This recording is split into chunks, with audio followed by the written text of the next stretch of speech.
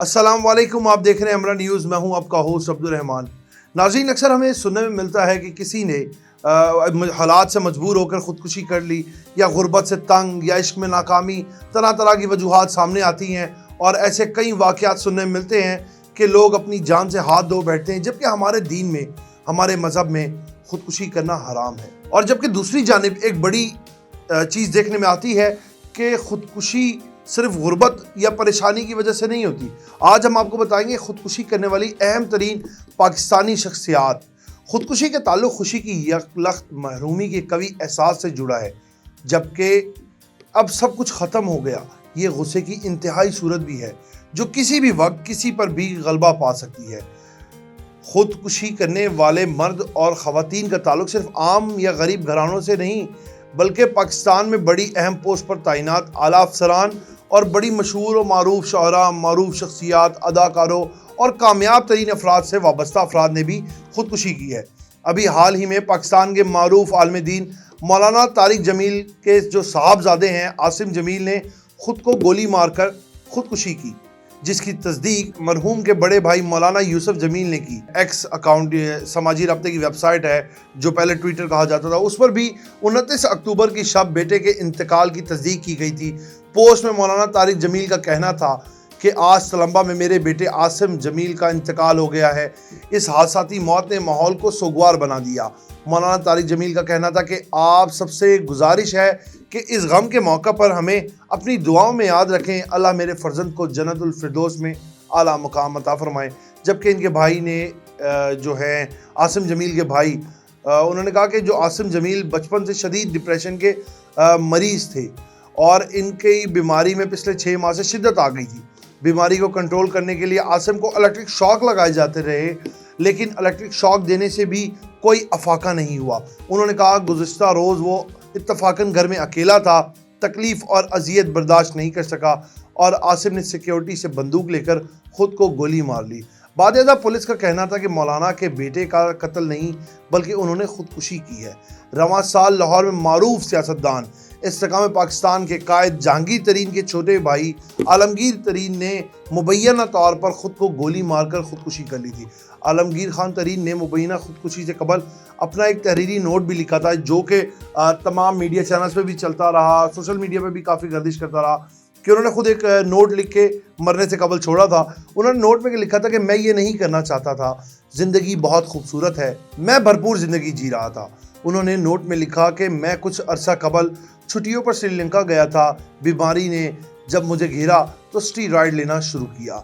सख्त अदवियात की वजह से मेरा चेहरा और जल्द मुतासिर होने लगी। मुझे पढ़ने में भी मुश्किलात, नींद ना आने का मसला भी हो गया था, जिसकी वजह से नींद की गोलियां खाकर सोता था। आलमगीर तरीन गैर शादीशुदा थे, उनकी उम्र 63 साल थी। इनकी मंगनी हुई थी और दिसंबर में वो शादी करने जा रहे थे। इस्तिकलाल के high air marshal retired Azhar Khan के साहबजादे उमर अजहर खान पाकिस्तानी सियासतदान और समाजी कारकुन थे। 16 मई 2019 में उन्होंने ख़ुदकुशी कर ली थी। पुलिस का कहना था कि उन्होंने अपनी हैंड राइटिंग में एक नोट छोड़कर ख़ुदकुशी की, जबकि करीबी लोगों ने इनकार किया कि उमर किसी किस्म के डिप्रेशन का शिकार थे। हुकूमत ने इंक्वायरी का हुक्म दिए बगैर सिर्फ ताज़ियत की सियासत में आने से पहले वो पाकिस्तान आर्मी में कैप्टन के तौर पर अपनी जिम्मेदारियां निभाते रहे। वो जनरल परवेज़ मुशर्रफ के बहुत करीब थे और जनरल परवेज़ मुशर्रफ के दौरे हुकूमत में माहौलियात और बल्दियात के वफाकी वजीर भी बनाए गए थे। ऐसा कहा जाता है कि उमर अजहर खान ने अपने सपोर्टर से दिल बर्दाश्ता होकर छत से लटक कर ख़ुदकुशी की, जबकि अखबारात में ऐसा भी लिखा जाता रहा कि बाकायदा सोची समझी साजिश के तहत इन्हें कत्ल किया गया और फिर इस मौत को ख़ुदकुशी का नाम दे दिया गया। पाकिस्तान पीपल्स पार्टी के सीनियर मेंबर जो हैं मीर हज़ार खान बजरानी, उन्होंने 1 फरवरी 2018 में ख़ुदकुशी करके अपनी ज़िंदगी का चिराग गुल कर दिया। 72 साला मीर हज़ार खान बजरानी का ताल्लुक़ सिंध के ज़िला कश्मोर से था। वो ज़माने तालिब इल्मी से ही पाकिस्तान पीपल्स पार्टी से वाबस्ता रहे। वो MRD की तहरीक के दौरान गिरफ्तार हुए और कई माह जेल में रहे। मीर हज़ार खान अपने सियासी कैरियर में 4 बार रुकन कौमी असम्बली, 3 बार रुकन सूबाई असम्बली और 1 बार सेनेटर बने। वो वफाकी वज़ीर दिफा और वज़ीर रेलवे भी बनाए गए, जबकि अपने आखिरी अयाम में वो सिंध में منصوبہ بندی کے وزیر تھے۔ ان کی اہلیہ فریحہ بھی 2002 میں خواتین کے لیے جو مختص نشستیں ہوتی ہیں اس سے رکن صوبائی اسمبلی بنی۔ ان کے بیٹے شبیر بجرانی بھی رکن قومی اسمبلی رہے۔ کراچی پولیس نے سندھ کے صوبائی وزیر میر ہزار خان بجرانی کی موت کو خودکشی قرار دیا اور ابتدائی تحقیقات میں کہا گیا کہ میر ہزار خان نے پہلے اپنی اہلیہ کو قتل کیا اور اس کے بعد خودکشی کر لی۔ میر ہزار خان بجرانی اور ان کی اہلیہ کی لاشیں کراچی میں ان کی رہائش گاہ سے برآمد ہوئی تھی۔ 15 مارچ 2019 کو دفاعی تجزیہ نگار بریگیڈیئر ریٹائرڈ اسد منیر اپنے کمرے میں مردہ حالت میں پائے گئے تھے۔ رپورٹس کے مطابق وہ نیب کی تحقیقات سے پریشان تھے۔ نیب کی جانب سے ان پر اختیارات کا ناجائز استعمال کرتے ہوئے F11 میں پلاٹ بحال کرنے کا الزام تھا۔ یہاں آپ کو بتاتا چلوں کہ اسد منیر نے خودکشی سے قبل ایک خط بھی تحریر کیا تھا جس میں انہوں نے لکھا تھا کہ نیب انہیں بے بنیاد مقدمات میں نامزد کر رہا ہے۔ نیب کے رویے سے تنگ آ کر خودکشی پر مجبور ہو رہا ہوں۔ انہوں نے اپنے نوٹ میں چیف جسٹس آف پاکستان سے معاملے پر نوٹس لینے کی اپیل بھی کی تھی، جس پر بعد میں chief justice of Pakistan justice Asif Saeed Khosa نے نوٹس بھی لیا تھا۔ اپنی جلا وطنی کے دوران ذوالفقار علی بھٹو کے سب سے چھوٹے صاحبزادے جو میر شاہنواز بھٹو پر کئی قاتلانہ حملے ہو چکے تھے، 18 جولائی 1985 کو شاہنواز بھٹو رات گئے اپنے فلیٹ پر آئے۔ اس فلیٹ پر شاہنواز بھٹو کی 3 سالہ بیٹی سسی اور اہلیہ ریحانہ کے سوا اور کوئی نہ تھا۔ صبح کا سورج اس خبر کے ساتھ طلوع ہوا کہ ذوالفقار علی بھٹو کے چھوٹے فرزند فرانس میں پر اسرار حالت میں مردہ پائے گئے۔ شاہنواز بھٹو کی موت کے حوالے سے یہ تھیوری بھی گردش کرتی رہی کہ وہ اپنی بیوی کے ہاتھوں زہر کھا کر مرے۔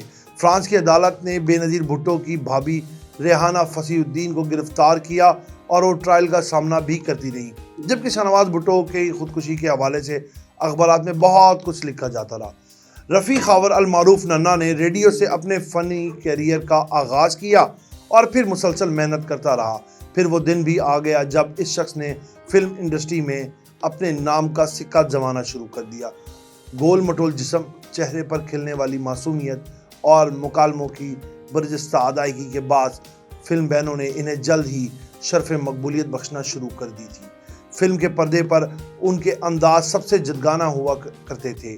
الف نون جیسا معیاری ٹی وی کھیل، پردے میں رہنے دو اور دبئی چلو، آس، نوکر اور سالہ صاحب جیسی ہٹ فلمیں، سب کچھ ٹھیک چل رہا تھا، لیکن پھر وہ ایک اداکارہ کی زلف کا اسیر ہو کر دل ہار بیٹھے۔ یہ الگ بات رہی کہ یہ محبت انہیں راس نہ آ سکی اور چیزیں خراب ہونا شروع ہو گئیں۔ اداکار ننا تمام عمر اپنے چاہنے والوں میں مسکراہٹیں بکھیرتے رہے، لیکن ان کی زندگی کا ڈراپ سین بہت دردناک رہا۔ اداکار ننا عشق میں ناکامی کی وجہ سے 2 جون 1986 کو خودکشی کر کے اپنی جان گنوا بیٹھے۔ اردو ادب کے معروف شاعر شکیب جلالی علی گڑھ کے قریب ایک گاؤں جلال میں 1 اکتوبر 1934 کو پیدا ہوئے۔ کہا جاتا ہے کہ ان کے والد ذہنی مریض تھے اور انہوں نے شکیب کی والدہ کو چلتی ٹرین کے آگے پھینک دیا تھا اور شکیب نے اپنے بہن بھائیوں کے ساتھ یہ سب کچھ اپنی آنکھوں سے دیکھا تھا۔ والدہ کی وفات نے انہیں شدید صدمہ پہنچایا۔ یہ واقعہ تمام عمر ان کے ذہن پر چھپا رہا اور پھر 12 نومبر 1966 کو شکیب جلالی نے بھی سرگودا کے قریب چلتی ٹرین کے آگے کود کر خودکشی کر لی۔ ان کا شاعری کا مجموعہ روشنی ہے روشنی ان کے ناگہانی وفات کے 6 برس بعد 1972 میں لاہور سے شائع ہوا۔ اس مجموعہ کلام کا شمار اردو کے چند اہم ترین شاعری مجموعوں میں ہوتا ہے۔ سن 2004 میں لاہور ہی سے ان کے کلام کے کلیات بھی شائع ہوتے رہے۔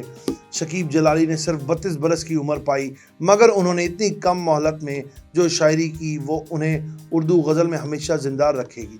ناظرین، یہ تمام تر وہ معلومات تھی جو ہم نے آپ سے شیئر کی۔